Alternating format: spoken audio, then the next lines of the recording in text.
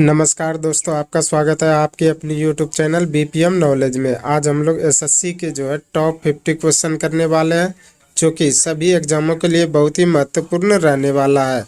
और इनमें से किसी भी प्रश्नों का आंसर अगर आपको पता है तो आप कमेंट बॉक्स में दे सकते हैं। तो चलिए आज का वीडियो शुरू करते हैं। आज का पहला क्वेश्चन है, निम्नलिखित योगोत्तर में से कौन सा भारत का मानक योगोत्तर है। निम्नलिखित योगोत्तर में से कौन सा भारत का मानक योगोत्तर है, तो यह 82 डिग्री 30 मिनट पूर्वी योगोत्तर। इसका राइट आंसर ऑप्शन ए हो जाएगा। 82 डिग्री 30 मिनट पूर्वी यह भारत का मानक योगोत्तर है। चलिए अगला क्वेश्चन देख लेते हैं। अगला क्वेश्चन है, किस कैल्शियम यौगिक का उपयोग दंत मंजन यानी कि टूथपेस्ट के रूप में प्रयोग किया जाता है। किस कैल्शियम यौगिक का उपयोग दंत मंजन टूथपेस्ट के रूप में प्रयोग किया जाता है, तो ये किया जाता CaCO3 का। इसका राइट आंसर ऑप्शन सी हो जाएगा। CaCO3 का उपयोग टूथपेस्ट के रूप में या दंत मंजन के रूप में प्रयोग किया जाता है। चलिए अगला क्वेश्चन देख लेते हैं। अगला क्वेश्चन है, किस माह में भारतीय वायुसेना दिवस मनाया जाता है। किस माह में भारतीय वायुसेना दिवस मनाया जाता है, तो ये मनाया जाता है अक्टूबर माह में। तो इसका राइट आंसर ऑप्शन बी हो जाएगा। 8 अक्टूबर को भारतीय वायुसेना दिवस मनाया जाता है। चलिए अगला क्वेश्चन देख लेते हैं। अगला क्वेश्चन है, विश्ववीय वर्षा वन को ब्राजील में किस नाम से जाना जाता है। विश्ववीय वर्षा वन को ब्राजील में किस नाम से जाना जाता है, तो ये सेल्वास के नाम से। इसका राइट आंसर ऑप्शन ए हो जाएगा। विश्ववीय वर्षा वन को ब्राजील में सेल्वास के नाम से जाना जाता है। चलिए अगला क्वेश्चन देख लेते हैं। अगला क्वेश्चन है, डेविस कप किस खेल से संबंधित है। डेविस कप किस खेल से संबंधित है, तो यह टेनिस से। इसका राइट आंसर ऑप्शन ए हो जाएगा। डेविस कप यह टेनिस खेल से संबंधित है। चलिए अगला क्वेश्चन देख लेते हैं। अगला क्वेश्चन है, राजीव गांधी खेल रत्न पुरस्कार की इनाम राशि कितनी है। राजीव गांधी खेल रत्न पुरस्कार की इनाम राशि कितनी है, तो ये 25 लाख। इसका राइट आंसर ऑप्शन डी हो जाएगा। 25 लाख राजीव गांधी खेल रत्न पुरस्कार की इनाम राशि है। चलिए अगला क्वेश्चन देख लेते हैं। अगला क्वेश्चन है, यदि किसी स्प्रिंग से धारा प्रवाहित कराई जाती है तो स्प्रिंग होगी। यदि किसी स्प्रिंग से धारा प्रवाहित की जाती है तो स्प्रिंग क्या होगी, तो ये होगी संकुचित हो जाएगी। इसका राइट आंसर ऑप्शन बी हो जाएगा। संकुचित हो जाएगी यदि किसी स्प्रिंग से धारा प्रवाहित कराई जाती है तो। चलिए अगला क्वेश्चन देख लेते हैं। अगला क्वेश्चन है, निवल निवेश प्राप्त करने हेतु सकल निवेश में से क्या घटाया जाता है। निवल निवेश प्राप्त करने हेतु सकल निवेश में क्या घटाया जाता है, तो ये घटाया जाता है मूल्य ह्रास। इसका राइट आंसर ऑप्शन डी हो जाएगा। मूल्य ह्रास या निवल निवेश प्राप्त करने के लिए सकल निवेश में घटाया जाता है। चलिए अगला क्वेश्चन देख लेते हैं। अगला क्वेश्चन है, कोटोपैक्सी पर्वतीय चोटी किस देश में स्थित है। कोटोपैक्सी पर्वतीय चोटी किस देश में स्थित है, तो यह है इक्वाडोर में। इसका राइट आंसर ऑप्शन सी हो जाएगा। इक्वाडोर में कोटोपैक्सी पर्वतीय चोटी स्थित है। चलिए अगला क्वेश्चन देख लेते हैं। अगला क्वेश्चन है, प्रभावी कीटनाशक जो कि उपकरणों की सतह को साफ करने के लिए उपयोग में लिया जाता है। प्रभावी कीटनाशक जो कि उपकरणों की सतह को साफ करने के लिए उपयोग में लिया जाता है, तो ये सोडियम मेटासिलिकेट। इसका राइट आंसर ऑप्शन ए हो जाएगा। सोडियम मेटासिलिकेट का प्रयोग प्रभावी कीटनाशक के रूप में किया जाता है। चलिए अगला क्वेश्चन देख लेते हैं। अगला क्वेश्चन है, लूसी ब्रांज का संबंध निम्नलिखित में से किस खेल से है। लूसी ब्रांज का संबंध निम्नलिखित में से किस खेल से है, तो ये फुटबॉल से। इसका राइट आंसर ऑप्शन ए हो जाएगा। फुटबॉल से लूसी ब्रांज का संबंध है। चलिए अगला क्वेश्चन देख लेते हैं। अगला क्वेश्चन है, तोता ए हिंद के नाम से प्रसिद्ध अमीर खुसरो कहाँ पैदा हुआ था। तोता ए हिंद के नाम से अमीर खुसरो कहाँ पैदा हुआ था, तो ये हुआ था पटियाला में। इसका राइट आंसर ऑप्शन बी हो जाएगा। पटियाला में तोता ए हिंद के नाम से प्रसिद्ध अमीर खुसरो जो है पैदा हुआ था। चलिए अगला क्वेश्चन देख लेते हैं। अगला क्वेश्चन है, सामाजिक मूल्यों को आत्मसात करने की प्रक्रिया को क्या कहते हैं? सामाजिक मूल्यों को आत्मसात करने की प्रक्रिया को क्या कहते हैं? तो ये कहते हैं समाजीकरण। इसका राइट आंसर ऑप्शन बी हो जाएगा। समाजीकरण जो है सामाजिक मूल्यों को जो है आत्मसात करने की प्रक्रिया को कहते हैं। चलिए अगला क्वेश्चन देख लेते हैं। अगला क्वेश्चन है, जीमैक्स संयुक्त नौसेना अभ्यास है। जीमैक्स संयुक्त नौसेना अभ्यास है तो ये कहाँ का है? तो ये है भारत व जापान का। इसका राइट आंसर ऑप्शन बी हो जाएगा। भारत और जापान का जो है जीमैक्स जो है संयुक्त नौसेना अभ्यास है। चलिए अगला क्वेश्चन देख लेते हैं। अगला क्वेश्चन है, निम्नलिखित में से कौन सी धातु हमारे शरीर में रक्त का थक्का जमने के लिए उत्तरदायी है? निम्नलिखित में से कौन सी धातु हमारे शरीर में रक्त का थक्का जमने के लिए उत्तरदायी है? तो यह है कैल्शियम। इसका राइट आंसर ऑप्शन डी हो जाएगा। कैल्शियम जो है यह धातु हमारे शरीर में जो है रक्त का थक्का जमने के लिए उत्तरदायी होता है। चलिए अगला क्वेश्चन देख लेते हैं। अगला क्वेश्चन है, किम्बरले हीरा खनन केंद्र किस देश में स्थित है? किम्बरले हीरा खनन केंद्र किस देश में स्थित है? तो यह दक्षिण अफ्रीका में। इसका राइट आंसर ऑप्शन ए हो जाएगा। दक्षिण अफ्रीका में जो है किम्बरले हीरा खनन केंद्र जो है स्थित है। अगला क्वेश्चन देख लेते हैं। क्या होता है जब किसी बहित मल का विसर्जन किसी जलाशय में किया जाता है? क्या होता है जब किसी बहित मल का विसर्जन किसी जलाशय में किया जाता है? तो यह घुली ऑक्सीजन का बढ़ना। इसका राइट आंसर ऑप्शन बी हो जाएगा। घुली ऑक्सीजन का बढ़ना जब किसी बहित मल का जो है विसर्जन जो है जलाशय में किया जाता है। तो चलिए अगला क्वेश्चन देख लेते हैं। अगला क्वेश्चन है, पृथ्वी पर जीवन की उत्पत्ति कब हुई थी? पृथ्वी पर जीवन की उत्पत्ति कब हुई थी? तो ये हुई थी 3.8 बिलियन वर्ष पहले। इसका राइट आंसर ऑप्शन बी हो जाएगा। 3.8 बिलियन वर्ष पहले जो है पृथ्वी पर जो है जीवन की उत्पत्ति हुई थी। चलिए अगला क्वेश्चन देख लेते हैं। अगला क्वेश्चन है, व्यापार एवं प्रशुल्क पर समझौता की संस्थापना कहाँ हुई थी? व्यापार एवं प्रशुल्क पर समझौता की संस्थापना कहाँ हुई थी? तो ये हुई थी जनेवा में। इसका राइट आंसर ऑप्शन बी हो जाएगा। जनेवा में जो है व्यापार एवं प्रशुल्क पर जो है समझौता हुई थी। चलिए अगला क्वेश्चन देख लेते हैं। अगला क्वेश्चन है, निम्न में से कौन सी विश्व की सबसे व्यस्तम नहर है? निम्न में से कौन सी विश्व की सबसे व्यस्तम नहर है? तो यह है कील नहर। इसका राइट आंसर ऑप्शन बी हो जाएगा।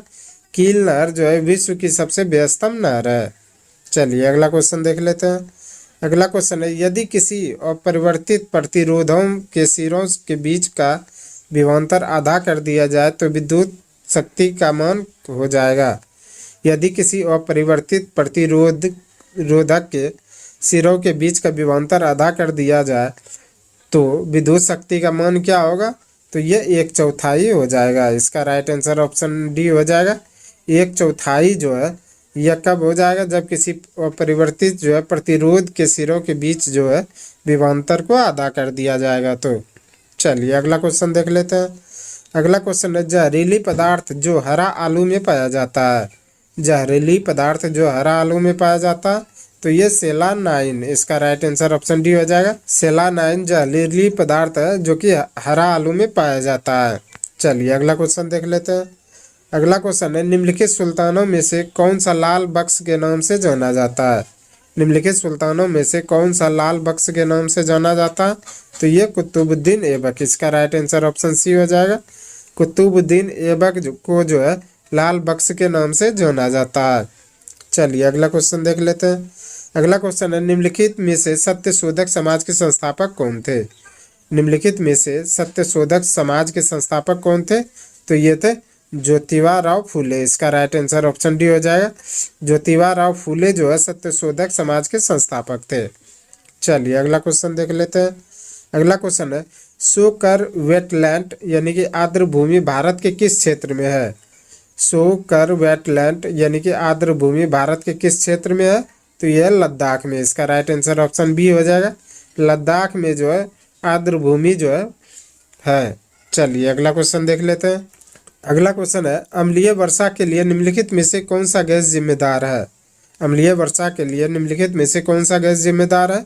तो ये सल्फर डाइऑक्साइड, इसका राइट आंसर ऑप्शन डी हो जाएगा।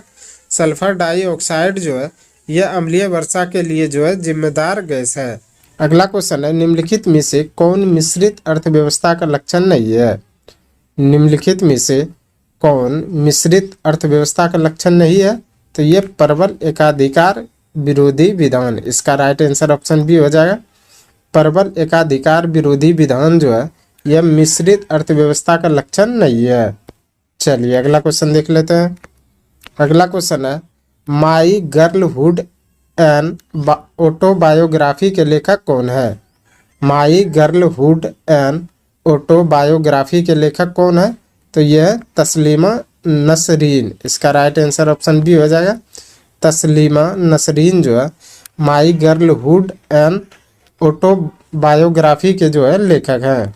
चलिए अगला क्वेश्चन देख लेते हैं।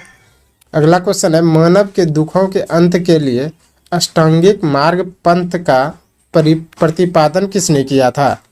मानव के दुखों के अंत के लिए अष्टांगिक मार्ग पंथ का प्रतिपादन किसने किया था?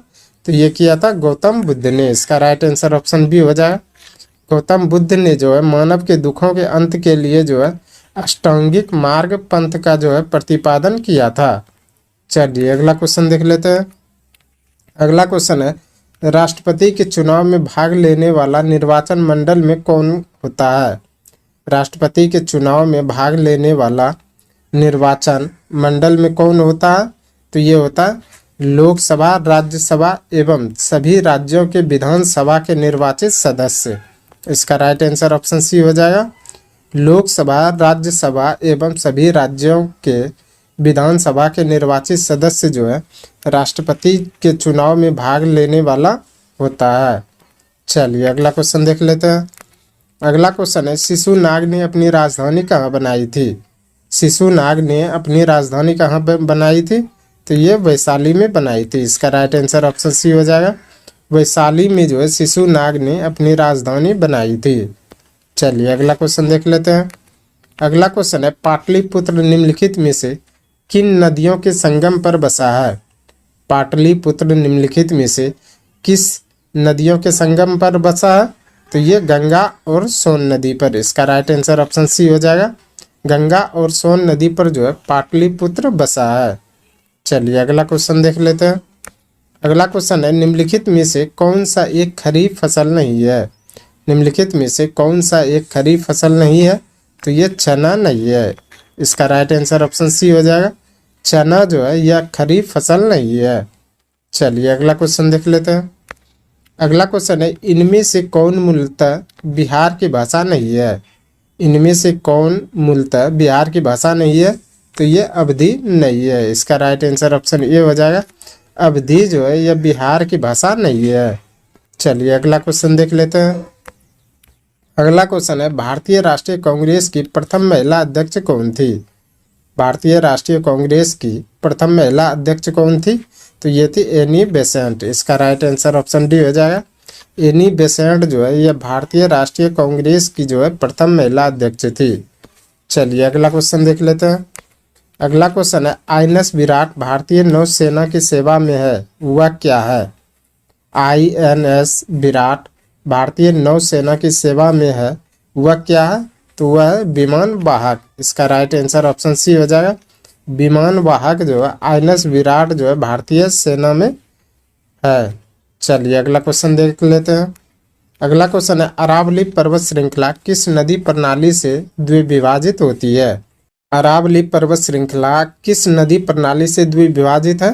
तो यह चंबल और साबरमती से, इसका राइट आंसर ऑप्शन बी हो जाएगा।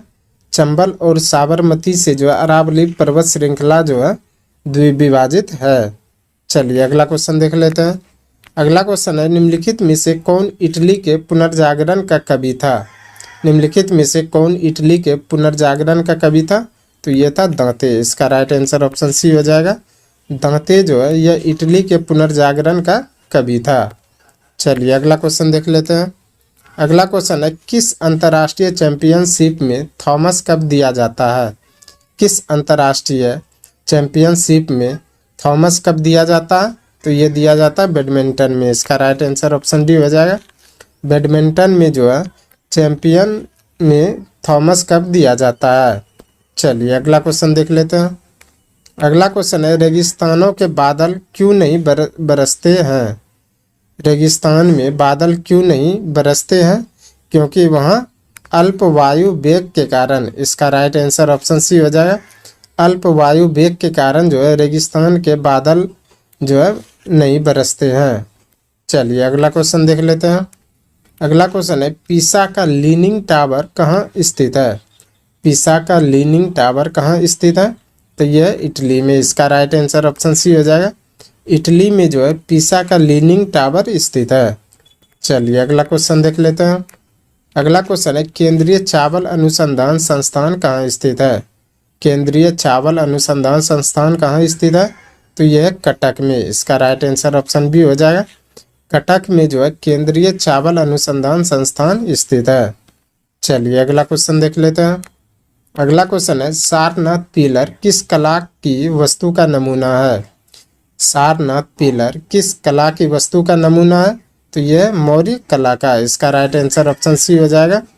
मौर्य कला का जो है नमूना जो है सारनाथ पिलर है। चलिए अगला क्वेश्चन देख लेते हैं। अगला क्वेश्चन है, पश्चिम में गुजरात से उत्तर में दिल्ली तक फैली पर्वतमाला क्या कहलाती है? पश्चिम में गुजरात से उत्तर में दिल्ली तक फैली पर्वतमाला क्या कहलाता है? तो ये अरावली पर्वत कहलाता है। इसका राइट आंसर ऑप्शन ए हो जाएगा। अरावली जो है पश्चिम में गुजरात से जो है उत्तर में दिल्ली तक फैली हुई है। चलिए अगला क्वेश्चन देख लेते हैं। अगला क्वेश्चन है, यहूदी मेन्यूहीन अपनी किस वादन योग्यता के लिए प्रसिद्ध है? यहूदी मेन्यूहीन अपनी किस वादन योग्यता के लिए प्रसिद्ध है? तो यह वायलिन के लिए। इसका राइट आंसर ऑप्शन बी हो जाएगा। वायलिन के लिए जो है यहूदी मेन्यूहीन जो है प्रसिद्ध है। चलिए अगला क्वेश्चन देख लेते हैं। अगला क्वेश्चन है, गुरु गोविंद सिंह सिखों के कौन से गुरु थे? गुरु गोविंद सिंह सिखों के कौन से गुरु थे? तो ये थे अंतिम गुरु। इसका राइट आंसर ऑप्शन डी हो जाएगा। अंतिम गुरु जो है गुरु गोविंद सिंह थे। चलिए अगला क्वेश्चन देख लेते हैं। अगला क्वेश्चन है, वह राज्य जहाँ किसी सरकार का राज्य नहीं होता वह राज्य क्या कहलाता है?